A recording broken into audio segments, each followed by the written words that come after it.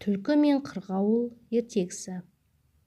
Бір түлкі қалың ағашты аралап келе жатып, ағаштың басында отырған қырғауылды көреді де, жақындап келіп, «Сәлеметсіз бе, қырғауылым?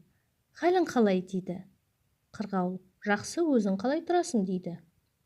Түлкі: «Жерге түсіп, сөйлессек қайтеді? Бір құлағым естімеуші еді» дейді. Қырғауыл: «Жерге түсуге қорқамын, жерде әртүрлі аңдар бар, бізді жеп қоюы мүмкін» дейді.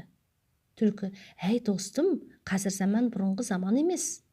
Жаңа ғана келдім, бұйрық шығыпты, біреуге біреу зорлық қылмасқа, қой мен қасқыр бірге жүрсін, түлкі мен тауық бірге жүрсін деген» дейді. Қырғауыл: «Жақсы хабарыңыз бар екен, рахмет достым. Мына жақтан бір иттер келе жатыр. Оларға да хабарыңызды айтыңыз, естісін» дейді. Ит деген сөзді естіген соң, түлкі алды-артына қарамастан қаша жөнеледі. Қырғауыл: «Қайда барасың, түлкім? Бұйрықты ұмытып кеттің бе?» дейді. Түлкі: «Кім біледі, бұйрықты ол естімеген шығар» дейді міңгірлеп.